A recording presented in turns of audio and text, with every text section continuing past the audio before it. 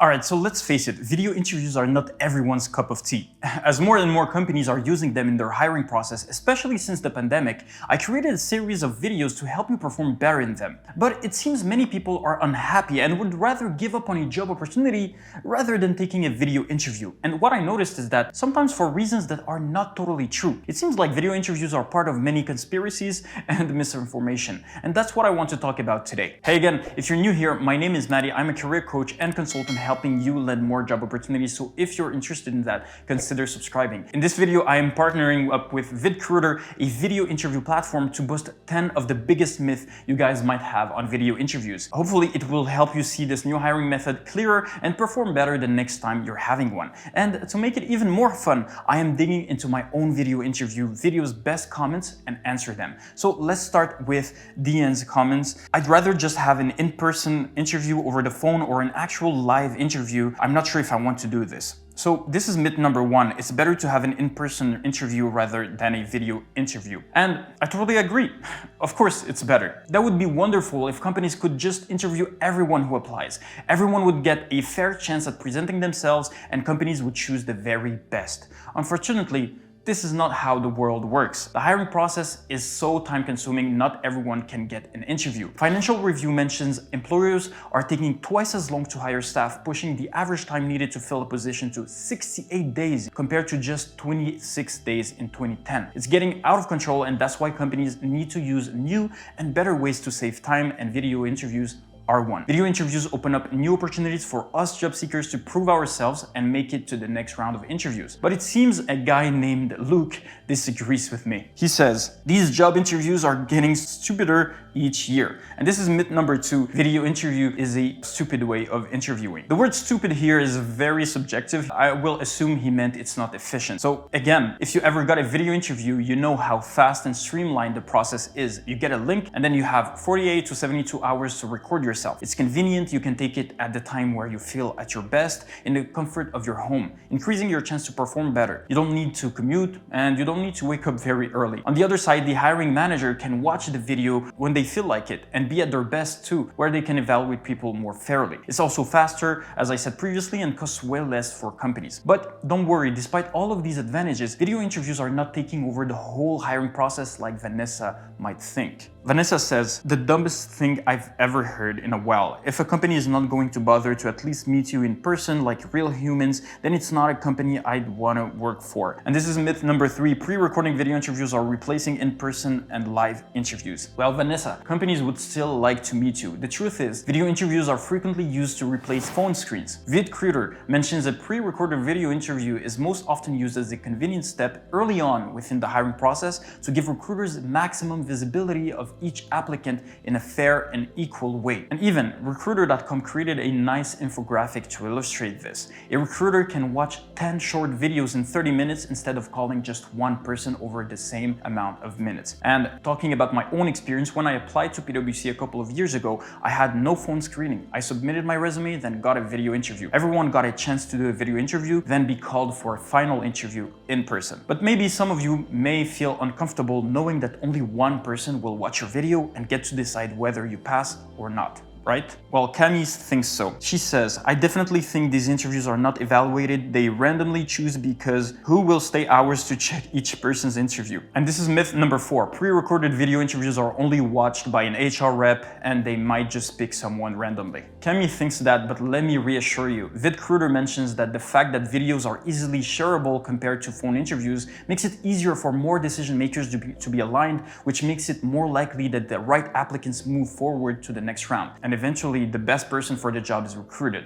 If you're interviewing for a technical role and, for example, HR doesn't have the best skills to evaluate you, you can ensure a hiring manager with the right skills will be able to watch your video and judge you properly. Having said that, I might have convinced you that video interviews are a good idea in general, but why bother taking them? Because according to Mauricio, they are disappearing soon. He says, fortunately, many US employers are gradually switching to traditional interview methods. Very few will continue using this BS. And this is myth number five. Video interviews interviews will disappear soon. Well, I'm sorry to disappoint you, Mauricio, but it's quite the opposite. As I said at the beginning of the video, more and more employers are switching to video interviews because of all the advantages I already shared. Back in 2012, like 10 years ago, a survey by Office Team was done and showed that approximately 6 out of 10 companies are using video interviews to improve the efficiency of their hiring processes. And this figure kept on increasing year after year, and in 2020, it just exploded. The pandemic made the video interview trend increase even more, and the majority of organizations are conducting virtual interviews to hire candidates during the COVID-19 pandemic, as a Gartner survey found. So now, knowing all of this, I hope you're going to take the video interview when you get one. However, there are still a few problems you might encounter while taking them. Helena said, I have an interview on Monday and I don't even have a microphone. I haven't webcammed in a decade. And this is myth number 6. If you don't have a computer with a mic or webcam, I won't able to do the interview. Well, VidCruiter has a great answer for you. Recruiters recognize that some of the top talent may not have access to a webcam or a mic and ensure that they can interview on other devices too. You can complete the interview on your phone or tablet just as seamlessly as if you were using a computer. But still, when talking to a camera, some people might feel like they don't get the chance to know the company and the people compared to talking to a real person. And that's what Dylan says, that the thing to do is refuse the video interview. Go apply for a company with a human face. Do you really want to work for a company that treats people so impersonally anyway? And this is myth number 7. Pre-recorded video interviews make a company feel impersonal and they don't show me what it would like to work for them. Again, I think Dylan is comparing video interviews to real face-to-face interviews, which is not the case. Video interviews are screening methods, not a final round of interviews. If we compare video interviews to other traditional screens, they are actually more personal. Resumes, online applications, and phone interviews don't put a face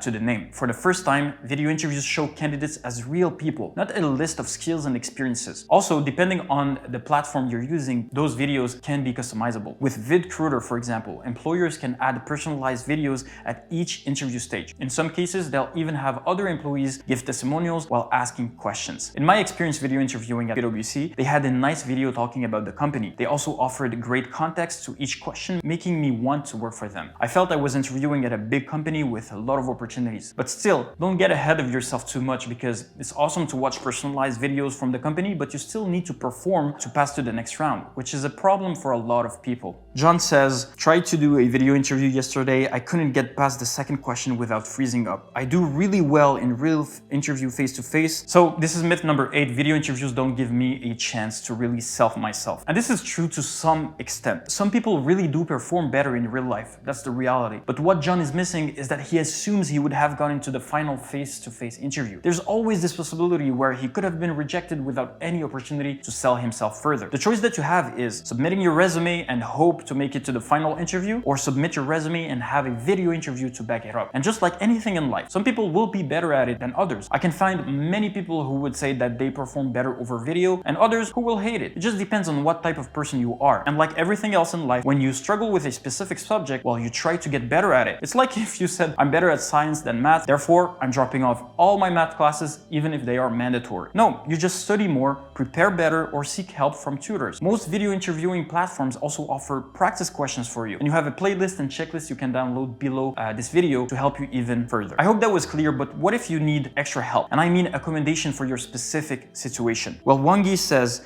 this presents a problem to people with mental challenges. If a person has autism, for example, they might struggle to establish and maintain eye contact. They are sometimes incapable of reading body cues and facial expressions, have a monotone voice, etc. And this is myth number 9. Video interviewing will put me in a disadvantage if I have an accommodation request for an accessibility need. And Wangi has a point. How can we ensure that all candidates have equal opportunity for the ones with autism, mental challenges, or disabilities? And again, depending on the video platform you're using, most of them provide that access if requested. VidCruiter mentions accessibility tools are easily implemented into a recruiting platform to ensure everyone has an equally fair hiring experience. VidCruiter's platform, for example, has features that give everybody the chance to be interviewed equally, like longer time frames to answer, transcriptions, interview questions can be asked and answered using sign language, etc. So if you need that type of help, you should request it from your company, and I'm pretty sure that they'll find a solution for you. And finally, the biggest myth of all. These types of interviews allow companies and hiring managers to make judgments about you without the fear of worry of having to do that in person. Think about it. You are put in the hot seat, and while you do your best to filter through your experience to provide examples to answer their questions, the hiring manager may have already decided that they don't like you because of your appearance, your age, your gender, skin color, etc. This is myth number 10.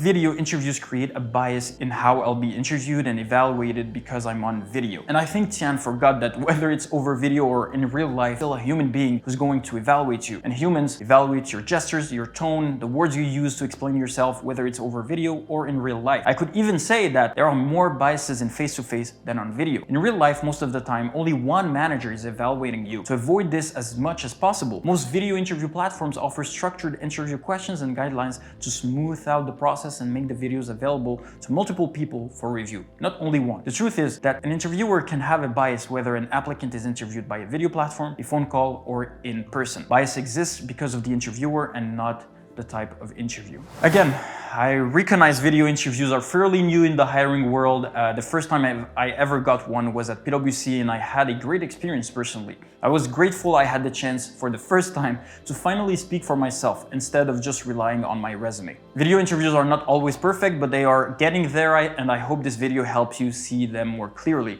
Let me know in the comments, are you for or against video interviews? Tell me why, because I think we can have a great conversation around it. If you have a video interview coming up, well, good luck. As I said, if you need extra help, you can watch my playlist here or here in the description and download my video interview guide below. As usual, if you enjoyed the video, hit the like button, subscribe for more interview content, and I'll talk to you soon. Ciao.